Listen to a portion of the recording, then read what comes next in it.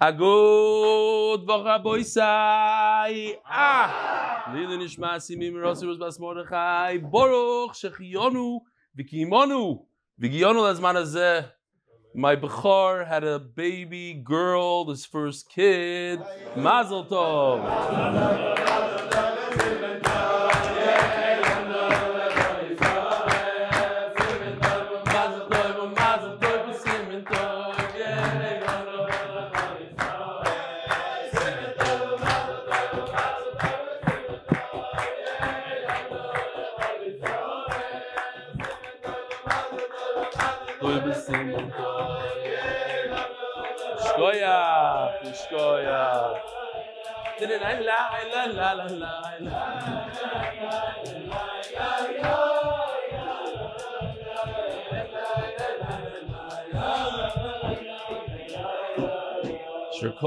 It's a tremendous, tremendous simcha for myself, my wife, for the ganze mishpacha.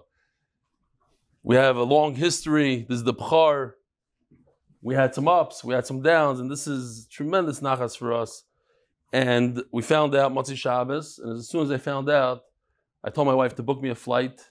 There was one seat left on the flight to Miami. Believe me, the last seat on a packed flight to Miami, you know what it's going to look like, right? It's not in business, and it's not by a window. But I got to do what I got to do. I got to celebrate the simcha. It's a tremendous simcha for us. How many daf are you going to cover? My wife is going to cover a lot of daf. She's not going to be sitting in coach in the middle. And so therefore, a little bit of change of plans. It's going to give the English shir now and then the Hebrew shir right after. Instead, I'm going to give English. I'm going to give tomorrow's daf Tzadik Daled right after this shir. I, be'emes, did not pack one item yet. And I have a taxi waiting like 5-10 minutes after shir. I have to get in the taxi and go. But daf comes first. And if I forget a few things, nish gefährlich, it's happened before. And I apologize that I'm late. And I apologize, but Rabbi Isai, do me a favor, stick with it. I don't have a flight back yet. But I plan on being there not more than a week. Unless the Kiddush is in a month and a half from now. So of course we have to stay for Bemis, try to be there. I'm not going to have surgery this time, although I need to do something with my knee. Maybe I'll go see a doctor or two. The plan is, Rabbi Isai, stick with it. Be'ezer Hashem, the daf will be shown here. There's going to be a program in the morning. So come, don't fall off like some of you have. You're not even listening now because you fell off. Yishkoyach. We're not going to do any emails. We don't have time for that. And I'm going to do both Be'ezer Hashem, the English and the Hebrew from Miami. Be'ezer Hashem, that's the plan. Like tonight's shir could be streamed tomorrow. And then tomorrow I'll get to Miami. We'll give a shir earlier and then we'll stream it. I got to talk to Gary when I have time on the way to the airport. We'll try to figure something out. Hopefully everything's in. All right. So Rabbi Isai, there's only one email that we had it from Friday. So I'm going to read it. Basically, there's a status group with hundreds of people in the status group that gives you short videos that helped convince other people to join Torah. This one is in the Hebrew one. HebrewForum.8mindaf.com. Shab said, what's the one for English? Status clips dot 8mindaf.com. Okay, and so easy way to get people to join. You've seen that people just from the status, it reminds them that they jump back into it. And then we have to go to the sponsors. The Koil of the day, Leilouy nishmat Yardena bat Liliana. Masechta sponsored for the unity of Am Yisrael. Parnas hachodesh, Shprintzy and Avrumie Gross, the yahrzeits of our fathers, Shlomo Zalman ben Yצחק, Aייzיק, זכריה בנימין, Aייzיk ben הירש, הכהן, זכריה. Parnas hachodesh, nishmat Zechrיה ben Moshe, nishmat Zechrיה bas Yosef. Parnas hachodesh, Ahron Fraiman, it should be zechus to rebel if it continues siyadta dishmaya, teaching Torah to Klal Yisroel. Amen. I definitely need brachas when I'm on the road and make sure that things I don't even know how it works with the two shiurim, especially with two shiurim. When do I learn? When do I get up? When do I give shir? It's a whole thing. It's a Torah. On the way back, it's like, okay, we'll figure it out. Parnas hayoim, Edward Galster, in memory of our beloved mother Gitel Tova, Bas R Dovid Zalman, and Neshama should have an aliyah. Parnas hayoim, Nishmas Yardena bat Lilian, maybe sponsored the koil yesterday, but not mentioned. Okay, Givaldik. So there should be a zechus for the neshama. The art of the month, anonymous of the zechus for easy childbirth for his daughter and a healthy baby. So we're supposed to have a shayla for the olam. In order, when you have sheep and you're sharing the wool, you have to give some of it to the kahén. There's a certain amount of sheep that you need to have in order to be chayiv. There's a certain amount of wool. You were here, anybody was here before, I don't have to say this every day. Here, let me say, just like you learn Torah and you try to remember it, so here are the rules. If you're here, you know it from the day before, you learned Baba Kama just the other day, it's not for you, so you're out. We have a lot of tzaddikim here, I've always said, that come twice a day. One for the Hebrew, one for the English, but they don't laugh at the jokes the second time around. Another guy. Here's another person that's here for both shiurim. A lot of people. Okay, Baruch Hashem. So the answer is, as we'll see, it's not so much in the Gemara as much as in Rashi. You need 5 sheep. Let's see if you were paying attention. Why? How much from each sheep? Maybe I wasn't so clear. Mana, that's right. The mana v'chetzi. Very good. But it's 5 sheep. That's a question you can ask anybody. You'll never get it. Never. All right. So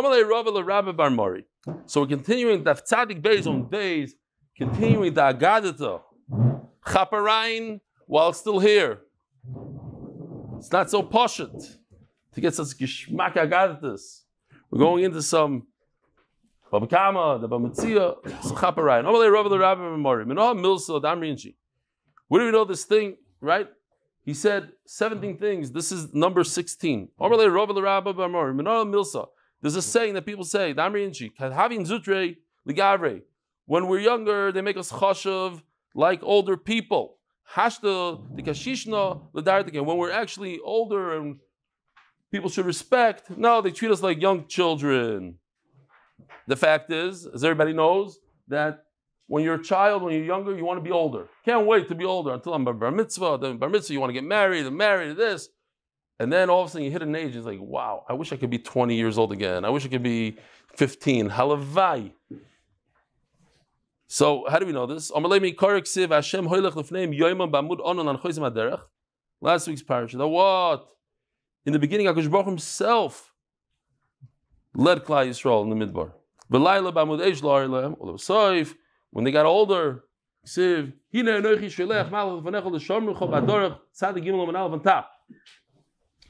longer HaKadosh Baruch Hu, now it's a malach.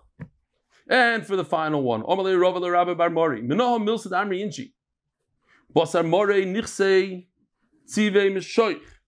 when you have a wealthy person, it's kedai to be his friend, because you never know what's going to fall off, like a little fat will fall off, you grab some fat. I don't know if the Olam remembers, but there was Paul Reichman back in the day. He was the richest Jew that lived in the time. And one day in Pesach, all of a sudden, Paul Reichman's son showed up. And the Olam was mekayim this Gemara, Mamish L'chumra. They thought maybe if they could be his chavrusa, you never know what's going to drop out of his pocket. And it turned out that his father's a big Baal Mechanach, and it turned out that, at least that's what he told us, he had less allowance money than most of us in yeshiva. His father, at one time he told me that his father had a private plane in Newark, and it was going to leave on Friday when we had off Shabbos. And his father said, "Nah, you're not going private. You're going to fly like everybody else. You're going to go to the airport, coach, the whole thing." Even though it was more money for the father, he had to pay for a ticket. He had no, good chinuch. Anyway, but there's such a concept. So where do we see this?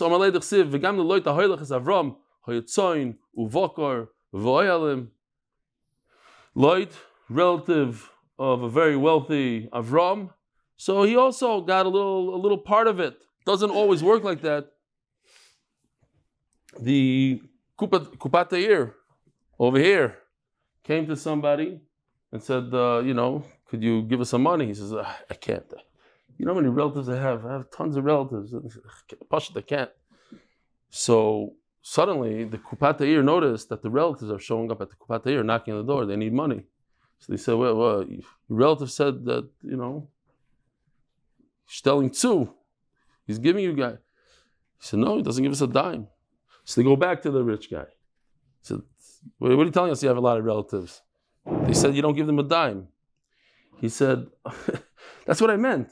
I have so many relatives and I don't give them a dime, so Kolchkin, I'm not going to give you. Says the Gemara, not always does it work. You have a rich relative. We learned one of the most unbelievable. Here, Rabbi say, let's do Chazara. Who remembers from the 17 things that we learned? Anybody remember any of them? What do we learn? Oh, the rich get richer, the poor get poorer. We learned really the poor get poorer. Knew anybody else? Something. Oh, that's a good one. When you start off a conversation, you say, I'm mentally disabled, Shalom Aleichem, I'd like to have a little conversation, whatever. You say your faults first, huh? Yeah, you're allowed to say. Nobody else is answering.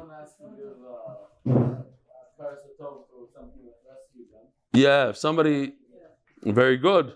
If somebody did something for you, Akar Satoiv, yeah. You shouldn't throw a stone into a well. Very good. One of the biggest ones is thank you to the. Don't say thank you to the waiter. Say thank you to the owner of the bottle of wine.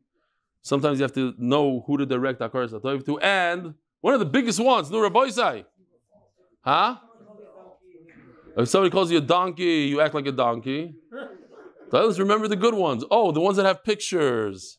How about Hamispalul Chaveroi? So we have no picture. Omer Avchanan, but everybody remembers that. They know the famous Maisa that happened. The Bacher said the Tehillim in Beis Medrash. Yeah. Omer Avchanan, somebody wrote me. 2 people. No, it's actually a true story. Omer Avchanan, Hamoiser din al Chaveroi hu nenash tchila. You have Rahman Islam the opposite. And this is good advice for us. This is not stam far-fetched Agadata Gemara. These are things that we could use. That what? Sometimes somebody does something bad to you. You go and you daven Hakadosh Baruch Hu. Hey, take care of that guy. Give him a good machla or something. That's what happens. Says the Gemara. That's not the way to do it. If you ask Hakadosh Baruch Hu to take care of this guy that wronged you, who nenash tchila? The guy davening gets punished first. I'm upset at you. They say, some say that she died 38 years earlier because she had a taina Hakadosh Baruch Hu on Avram. That's because you could go to Bezdin to take care of it. Why do you have to daven to Hashem? Once you daven to Hashem, Hashem opens up all the cheshbonos and sees who's where and who deserves what. So why did Sarah get punished? She had to go to Bezdin. As she go, it says Tosis on top that there was a Bezdin in the time of Sarah. She should have gone to the Bezdin of Shem. Omar Rabbi Yitzchak, the one who cries out to Hashem is going to get punished more than the person that was davened for to have something bad happen to them. It says in the pasuk. Let's see the pasuk. How's the mashma?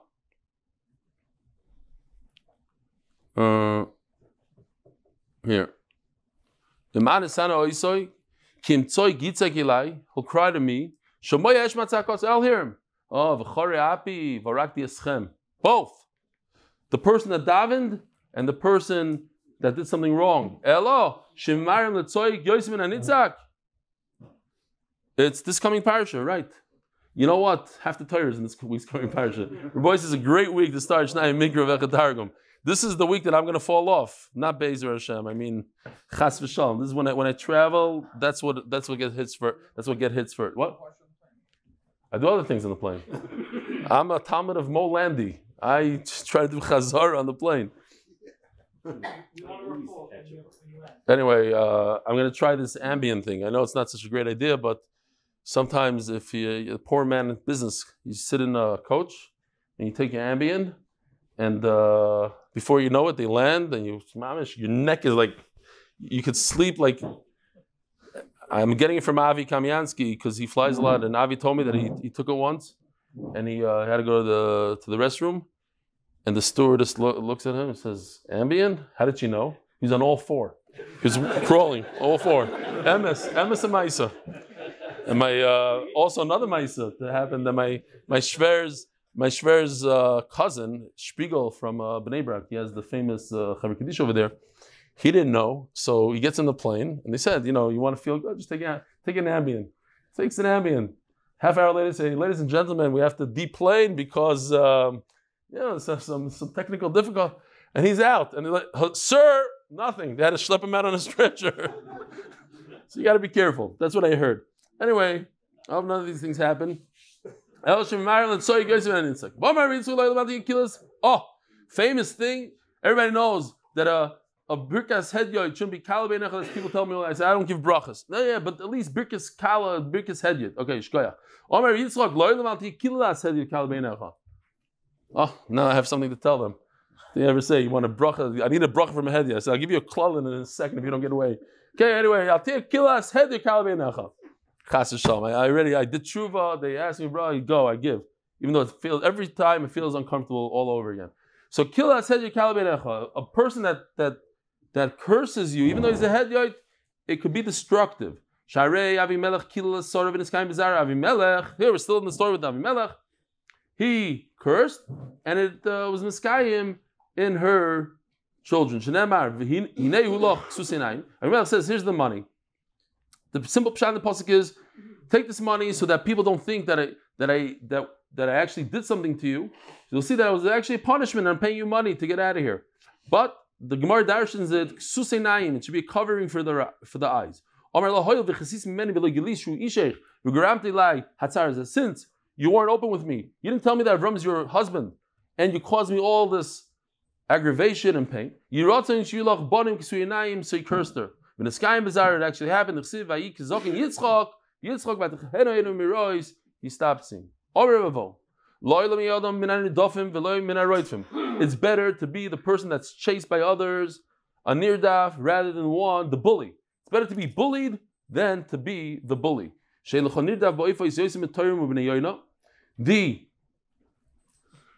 The pigeons are always chased. Here we have a video. This Yoshi threw this in. I just thought not so much the chase. Here's 3 cats chasing a pigeon. I just like the cat that's closest to the screen. I thought it's hilarious when one of them messes up, right? I'm just explaining what's going on here. They're supposed to be in unison. They're supposed to not jump the gun. One of them jumps the gun, and you'll see what happens. But the other one is so fed up with him, his reaction, that how dare you do that, is hilarious. Okay, here goes. This is nirdafim. You see the nirdafim?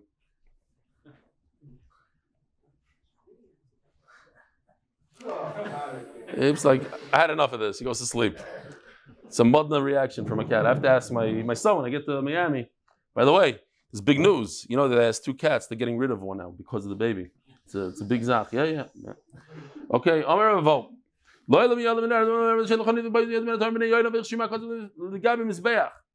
The only bird they put on the mizbeach is Yardena, a dove.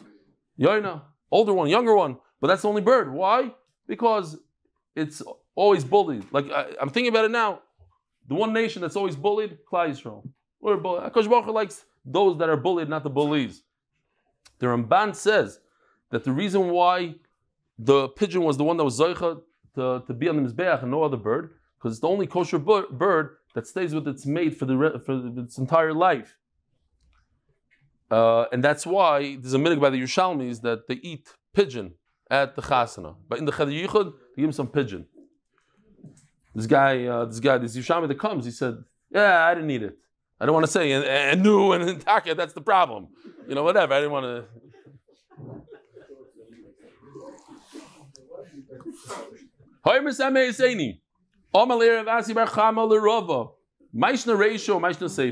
So we have the halach in the Mishnah.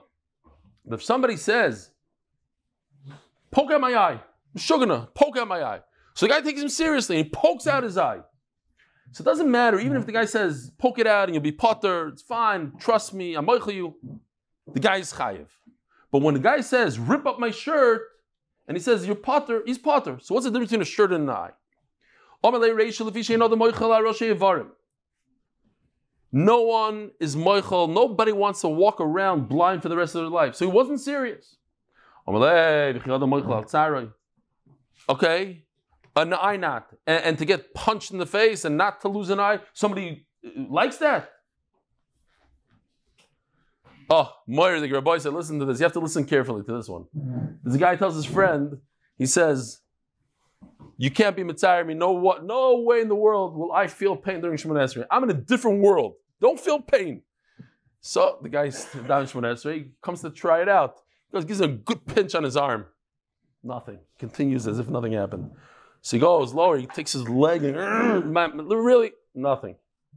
So he goes to the drawer, pulls out a pliers, and grabs him in the stomach. Gives him a good gesunte pinch. The guy jumps. He says, I thought you don't feel any pain. And what about the first two? Okay. Those who get it, get it. No? Okay, be masber. Now you got it? He's tiny that he doesn't feel pain. So how does he know that he felt that there's first two? Okay, anyway, Zok the Gemara. Now there's a bunch of people are laughing. Oh, okay. Don't be embarrassed. You can laugh again. Oh, good. Omar Levi Chiyod Moichel Tzaroy. I just say, Tzaddik, I forgot your name. Rabbi Steng, who's next to you? What's your name again? I know. I'll tell you how I know him. You come, so once in a while I go on the video. You're there every single morning at, I want to say a little bit before 6. 6:45? Right around there, right? Unbelievable. It's unbelievable. People don't know this. He comes at 6:45 and he davens. Nice. I check him out every day. I'm like, well, just watching him. Is he spacing out? No, he's going. Shkoyach. Thank you for, he saved the base measure together with David. There's a fire here, and he's the one that plugged it in and caused the fire, but he saved the base measure. Great. Shkoyach for saving. It's beautiful. Thank you. Huh? So, Taka, big tzaddik. What time do you get up? Seriously, 5:15? 5. Okay, beautiful. Says when next time you come, just wave at the cameras. Everybody should just know everything is videotaped, every sound, voice, everything. It's mamish like an oil mamis. It's if you think that you get away with something, nothing. Oh. The sanya keni pitzoini almanas liftor potter. But if somebody says, hit me really hard, I can take a punch in the stomach. I have a really strong mouth. Punch me, and you'll be potter. He's potter. According to what you're saying, that nobody's moichel rasha ivar. Nobody wants to be injured for the rest of their life. Who in the right mind is moichel pain? Ishtik. Rabbi didn't know what to say back. He was like a checkmate. Omar, so therefore he tells him, how about you? Do you have a good pshat? Yeah, I did hear something. When it comes to the Rosh Ivar removing something that's a permanent damage, nobody wants that. Maybe he himself is crazy and he doesn't care. But what about his family? The family for the mishpacha. So here you see a very interesting thing, that the family can be makbid. I don't want it's embarrassing that my kid does this and this and that. There's a certain thing, gam mishpacha. They are not moichel. Idmar Rabbi Shaya mishum gam mishpacha, Omar mishum gam mishpacha. Rav Omar mishum sheino the moichel Rosh Ivarim shaloi. It's not the gam mishpacha. It's he himself is not moichel. Rabbi Yochanan Omar yesh hein shu kelav, yishlav shu kein. So simple, just push up shatter Rabbi Yochanan. Until now, we said what's the case? The case is a guy says, "Poke my eye out, and I'll be moichel your potter." So the guy goes ahead and pokes it out. Rabbi Yochanan says that's not what happened. The guy says, "Poke my eye out." Period. So the guy asks him, the second guy, the guy that pokes the eye out, he's the one that says, "And I'll be potter." And then it depends on what the guy answers. If the guy says it with a tune, with a niggin, he could say whatever he wants to say. But if he says yes, he goes, "Yes, yeah." So that means no. And if he says no, that means yes, because he's asking a question, but he's like making fun of you. It's like, yes, like, what do you think? No. If he says it in a sarcastic way with a niggin, then it means no. So let's see it inside. It depends on the tune. Hit me, injure me, and you'll be potter. So almanas lifter is the other guy saying back, am I potter? And he says yes. But he meant no. And if the guy says, rip my clothing, and the guy says back, and I'm potter, no, that's not siyadta. What do you think I'm talking about? Like he's making fun of him. No. Oh no means yes. Harei lav shukahain. Shaber's kadi kratz ksusi. Break my vessel, rip my clothing, chayav. So I could say, by the way, if you want to know why I'm not wearing a tie and why I'm wearing my weekday jackets, because I just want to get into, I don't have time, I don't think, to like take stuff out. I'm talking about minutes. Hopefully, if I don't say any more jokes, I'll make the taxi. So I figured, okay, and I need to wear this, and I don't want to forget it, so I'm just going to go like this, and I apologize. Because officials said that the way he goes through YouTube is he goes, every 7 shiurim there's a tie. So that he knows it's much Shabbos. He goes, that's Sunday, Monday, Tuesday, tie. Sunday, Monday, Tuesday, tie. So now official, I threw him off now for never.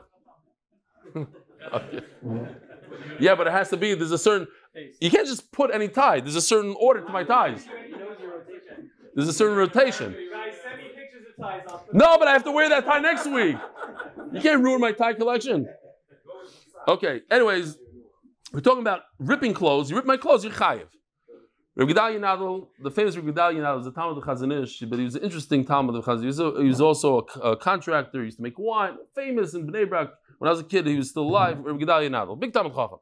So a guy is walking to the Kaisel, and they do this a lot. The guy comes over and says, do me a favor, could you buy my shirt for me? Meaning, I don't want to do kriya on the shirt. So the guy says, yeah, how much? He says, give me a shekel. Okay, fine. So he pays and gives him a shekel. And there Gedalia says, by the way, that shirt is mine, so I want you to do kriya on it.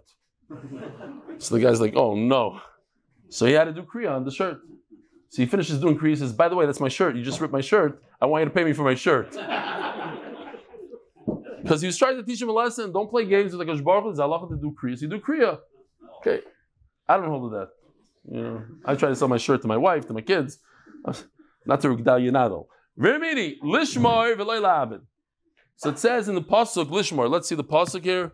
We know the famous parsha of Shomrim. We learned it extensively. Lishmar. I give it to you, and I tell you, you watch it. And what if I tell you, don't watch it? I want you to take this and rip it up into shreds. So you wouldn't be chayiv. Lishmar v'loy la'abed. It says if I give it to you to watch and to take care of, not to destroy. Lishmar v'loy likroya.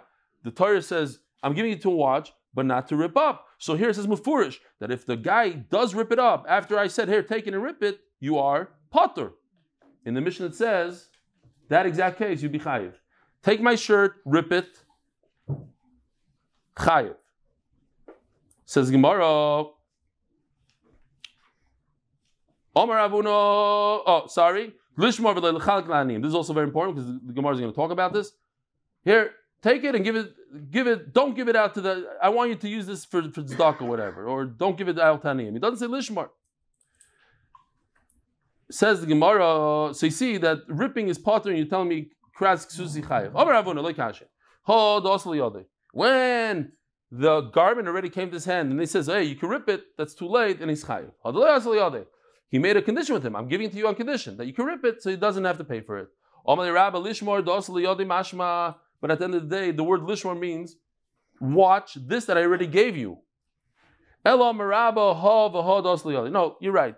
The lashon is mashma that it's already by him. It's in his hands.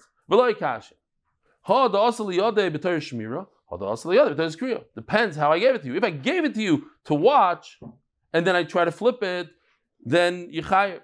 But if I give it to you to begin with, I say, here, you already have it, but you can rip it, that's fine. Says Gemara,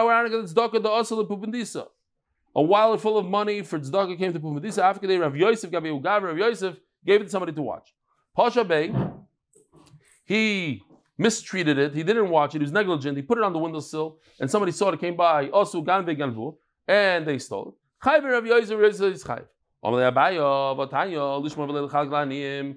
If you are in charge to give out to the poor, you're potter. I didn't tell you to watch it. I told you about for aniyim, and you were posheya. You're potter. Amalei, I need the pumbedisa make it skaitzlu b'lishmaru. The poor of pumbedisa are very different. Each one gets every day gets 50 shekel. So now they have a taina. That's more of a shmira. You're watching the money for very specific people. Typical ani can't come to you and say, "Hey, you owe me. The kupa shel tzedakah owes me money." Who are you? I can give it to whoever I want. But if the kupa shel tzedakah gives every single day, this ani 50, that ani 50, so those ani can come and say, "Hey," they tell the shomer, "I was supposed to get 50. I know exactly. It's my money that you were watching. Now you're a shomer. You're not a shomer of tzedakah. You're my shomer." Hadran aloch hachoyvel, hadran aloch hachoyvel, hadran aloch hachoyvel. Daf Yomi Beis, sponsored by Greg Haber for the success and safe return of our chayalim and hostages and for the zechus for all of Klal Yisroel. Hagoy zaleitim v'soim kelim. So here we have a guy that's stealing wood. Huh? What sponsors? Mishnah. You mean Mishnah? We did the turning of the daf, right? The Mishnah is sponsored by Moshe Cohen for tremendous success in Ruchnius and in Gashmius. So he steals wood and he creates vessels out of it. He makes a table out of the wood. He steals a very basic material, wool, and he makes a whole suit out of it. He did a shinui. All he has to do is pay whatever it was at the time of the gzela. Gozal para mu beres violda. If he stole a cow that was pregnant and she gave birth, now the question is, what does he give back? So he gives back the actual cow, but it's not fair. The cow was pregnant when he stole. So what do you give back? You don't give back the calf because that's not what he stole. It was a pregnant cow. It wasn't a cow with a baby. So what did he give back? Rachel tunu gzaza. He stole a sheep that was ready to be shorn. Mishalim mei par. Is that a word? I don't know. Mishalim mei par. Huh? Really? Mishalim mei par. You met this leilouy with my Rachel. I get it from both. Don't ask. On the Friday, they must have stopped me at least 5-6 times. Yeah? I said mikol v'chol. No, it's not mikol. It's mikol v'ko. It's not this, it's that. I was like, oh my God. And I say shnei instead of shtayim. Kitzer, it's a disaster. One day we'll get it. Udmei rochaloi mez ligazes. Like Rav Gifty used to say, it is Am Haaretz, in English, if Yiddish, and if Ivrit. That's me. I'm Am Haaretz in all 3 languages. Udmei rochaloi mez ligazes. Okay, so what do? You pay, Mishal mei paroi mez leiled. Now he gives back the actual cow. But the cow that he stole is more valuable. It's a cow that's almost about to give birth. So add another, 20-30% on it, and you have to pay that difference, the 20-30%. He gives back a sheep that doesn't have any wool on it.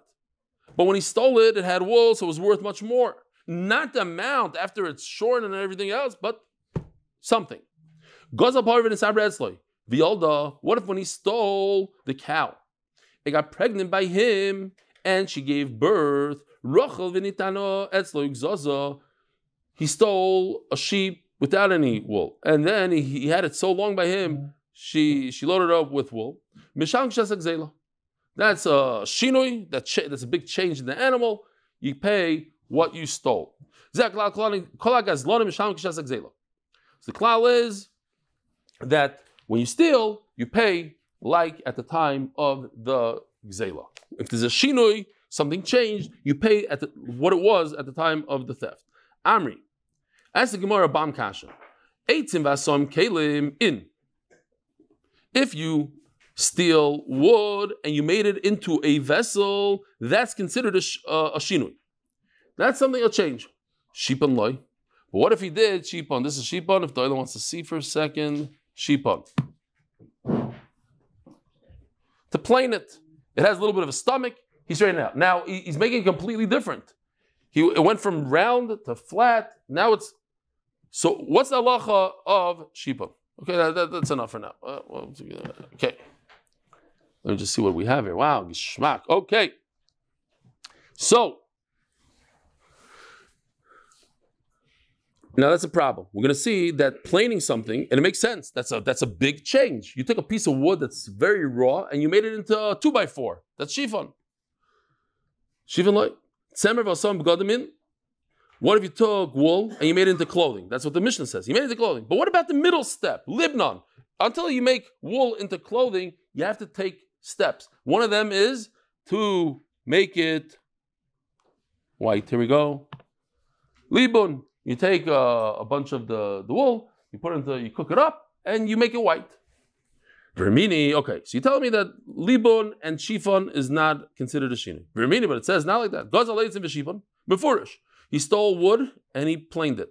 Avon v'sititson, he chiseled out the stones. Tzemer v'libnon, he took wool, raw wool, and he made it white. Pishtam v'niko, took flax and he cleaned it. Mishan k'shasak zela. In other words, you don't pay what it's worth now today because now it's after the process of libun. I'm going to pay you what it was at the time when I stole it. In other words, it's a shinui. And the shinui is kaina. You only have to pay what it was worth 2 months ago. In our Mishnah, it seems like cleaning is nothing. Why? Because it says only if you made it into a suit, then you're chayav. But if you just cleaned it, not. No, what you didn't understand is we're talking, our Mishnah, there's the difference between the Bryce and the Mishnah. Our Mishnah says Abai is talking about a shinui d'Rabbanan. It's a very slight shinui. The Rabbanan were makbid on it. The Hadran.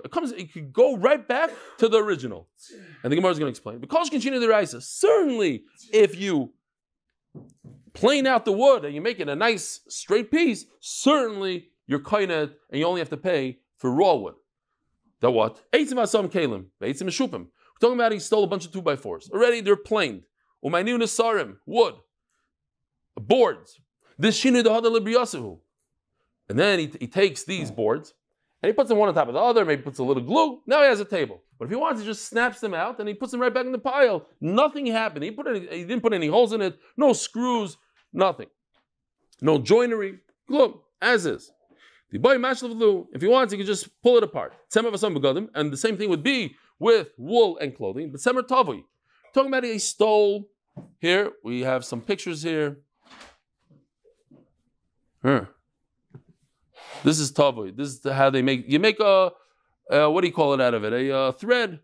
So he stole thread, and then maybe like yahrzeits. He takes a bunch of threads, and he made a beged. Now in those days, you can imagine what the begadim looked. They didn't have 1,000 threads per inch. It was, very rough. Like a woman makes a sweater for a child. One of these blankets. So the point is, you can undo it. And it goes right back to being a thread. The shina d'hadar b'yasu, the boy sasalei, could undo it. So right now it looks like a sweater, but all I need to do is give it a yank, and then it goes around and put it on a spool, and it's right back to thread. So that's a shinui d'Rabbanan. And the Mishnah says that if you do something like that, you don't have to undo the sweater. Leave the sweater as is. Pay him for the yarn. They're called shkein shinui d'Raisa, but certainly ours is not even talking about a shinui d'Raisa. I was just talking about a shinui that you could take it back to where it was to begin with. But if the guy went ahead and made a physical shinui, he had a 3-inch piece of wood and he planed it down to 2 inches. It's a completely different piece of wood. Before it had a stomach, now it's straight. Now I could sell it as a 2x4. That's a shinui d'Raisa. I made a real change. Of course, you don't have to pay. You don't have to give back that piece of wood. You pay what you stole. V'tana bara, and the Bryce is talking about shinui d'Raisa. It's talking about a shinui d'Raisa. The shinui d'Rabbanan, like Ketani, wasn't even talking about the shinui d'Rabbanan. That's why the Bryce was talking about that he made it white, made it he planed it, but we wasn't even talking about a shinui d'Rabbanan. No, not true. Our Tana is talking about a real shinui where it's not going to go back. Eitzim asam kelim buchni. Dainu shifon. I have a buchni here. Somebody, I forgot who it is, that bought me this. I got two presents. Who? This one, I don't know if this was Itzkush. There's another one. Maybe. I don't want to give credit with credit, but I always love Itzkush. Itzkush also bought me the scale. Okay, this is a pestle. And the point is that all you need to do to make this, how does this work? You put some herbs, spices, and you go like this. Okay. This, all you need to make this into a kli is by planing it. Planing is the last melacha to make this something. You put it in a machine, and they make it nice and smooth, and that's it. You don't have to put screws, you're not gluing anything together, you're not building a table. It's a simple, solid piece of wood, or whatever it is, and you plane it. Oh, that's why, there is no middle step. You ask me, but what about the middle step? You're talking about he made it a kli, but obviously there's some steps beforehand. And what about the fact that he planed it? That's all he did, is he planed it. And the halacha is that, by the way, this has a nice, the logo, MDY, chashav, yeah. It comes in handy, because in Shas it's brought out many times. Namte. Namte means felt. So felt, basically, I don't know, did he do something for namte? Here we go. Excellent. Basically, you take a bunch of wool and you squish it together. And that's felt. You make a black hat of that stuff. That's how they make black hats, yeah? You take the wool and you smush it down. But there's no process. You're taking it, this is not such a great picture because it shows it as white. The point is, even that stuff all the way in the left corner, that's even better. You take as it's black, you don't have to do libun. You take it right off the animal, squish, and I have felt. So I'm removing, says the Gemara, I'm removing the middle malacha. There is no middle thing. You asked me, but what about the middle malacha of libun? There is no libun. It's one thing. You don't need libun. Has the Gemara of a libun mihavishinu. But let's talk about this for a second. What's the process? Let's see if we have all this process here. Okay, this is for later. Okay, we'll go through it real quickly. First, you spread it apart. You do niputs. Libun is libun. This is you do the niputs through a comb. Okay, very nice. Ooh, nice. You had a whole thing here. But that's for later. No, I forgot to show it to you. It was there. No, I'm just kidding. You threw it in. What am I supposed to do? Oh, now, what happened to the libun? The libun we showed? Libun. No. Libun, right here. We showed libun. First comes libun. Now, if libun is a shinui, then when I get to this part, which is all the way over here, tzviya, when I dye it, when do I dye it? After I made it white, I dye it. So if I tell you that tzviya is not a shinui, so certainly not libun, which is steps before that. As the Gemara, libun we have a shinui v'rimini. If you have to give the kahyan some wool, now he wasn't able to give it, whatever, he forgot to give it to the kahyan and he dyed it. Potter, he doesn't have to give it to the kahyan.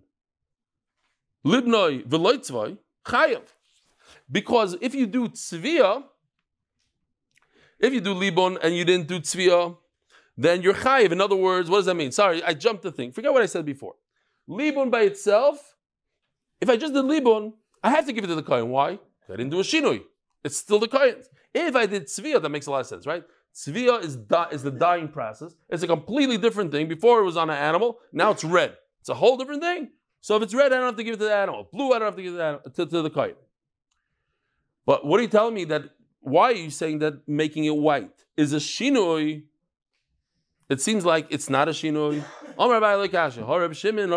Okay, easy way out. Is you right? Is libun a shinui or not?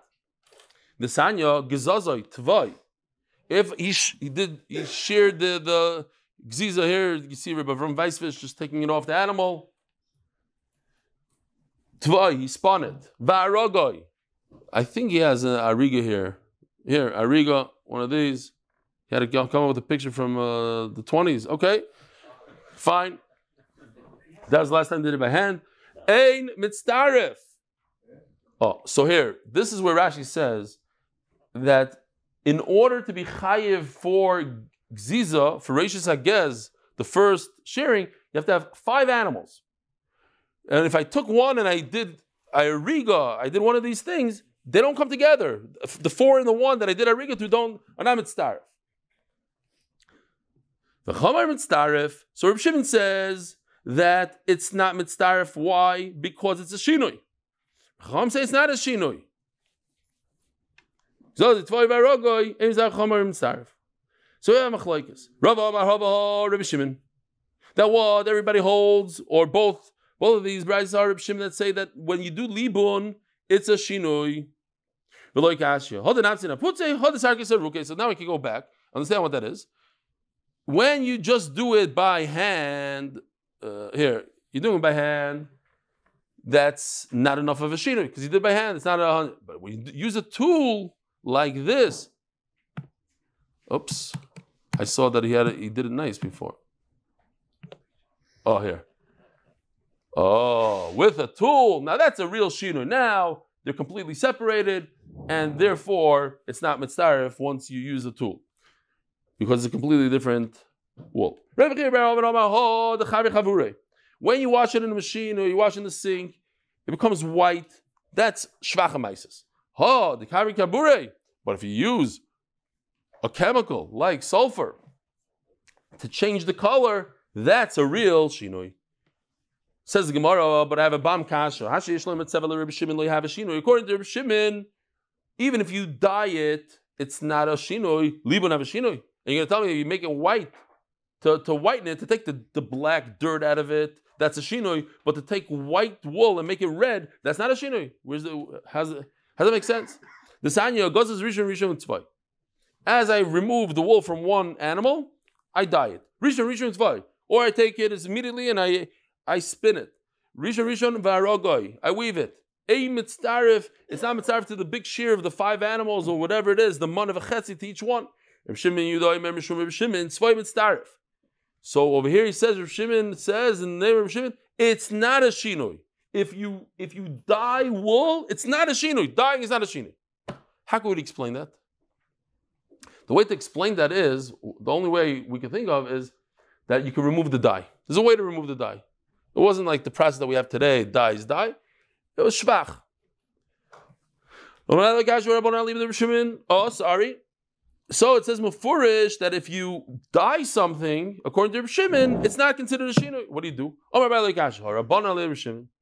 If you say that libun is a shinui, that goes according to Rabbanan al Reb Shimon. Reb Shimon.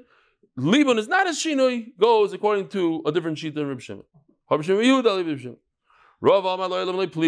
According to everybody in Reb Shimon, will be making it white is a shinui gomor. So the question is, why not dyeing? How come making it red is not a shinui? It's not a big change. Says the Gemara, different. You can remove it through tzafon. What's tzafon? So Rashi says tzafon, and then he says sabon. Kitzer, it means soap. So with soap, with certain, you take a chemical and you take it out, it can come right out. So it's like one of these, it's a shinui that could go back to the original. That's not a real shinui. But making black into white, libun, that's a real shinui. But it says over there, what if before you gave it to the kahn, you dyed it, you potter, you don't have to give it to the kahn, meaning that dyeing is a shinui, that's why you don't have to give it to the kahn. And everybody agrees to that. The kala ilan, indigo is blue. If you dye it blue from kala ilan, the loy avar. Let me show you real quickly. I'll explain to you. Basically, here's indigo.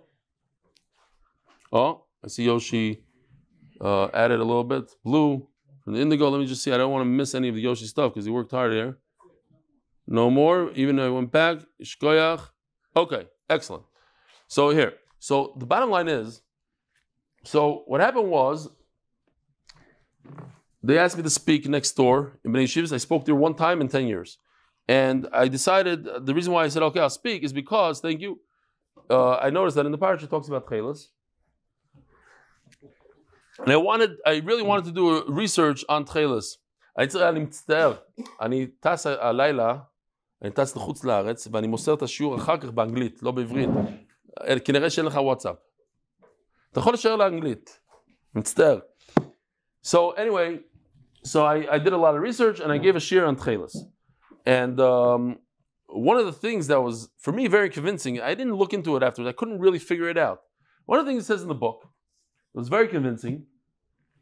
And it happens to be that after the shiur, people came over to me and they were chapping me and said, oh, you're so convincing that it's real. So how come you don't wear tchelas? I said, you're right. Okay. So the next day I went, I bought tchelas, and from then I wear tchelas, even though, and then Reb Chaim Kanievsky, I went through the whole. Reb Chaim Kanievsky says, nignaz, and then I showed, there's a video, the Reb Chaim says, but if you really believe it, then you're mechuyev to wear it, etc. Fine. I'll just tell you this one thing that was, for me, very convincing. If someone can look into it and see, I don't know how, this is what it says in their sefer, their official sefer of tchelas. That first of all, they found millions of these shells. What is it called? Merculus. What? Murex trunculus. Correct. So Murex trunculus. They found millions of them next to Haifa. Exactly what the Gemara says. And you really have to go down with divers and get them. And it doesn't turn. You have to. They have a little sack inside, and you open and it turns blue. And the kids everything works out sort of. Okay.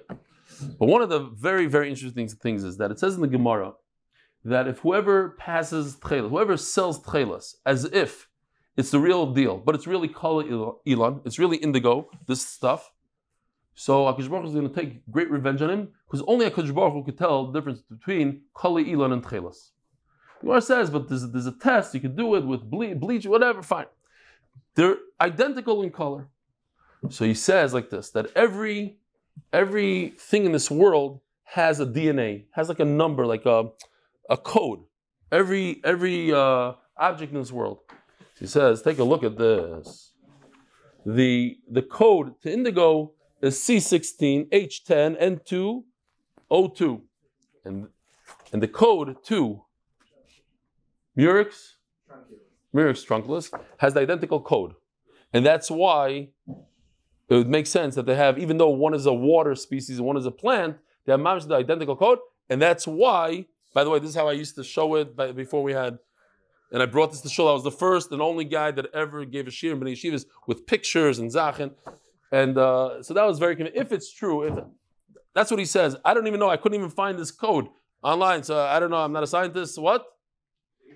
All right, Rabbi Isai, have a wonderful week. Do not drop out of shir. Whatever you do, stick around. We'll be back very, very soon. And because Menachem Ates said, sure, so I really have to come back. It gets okay. We'll be back soon, Be'ezer Hashem. Have a wonderful week.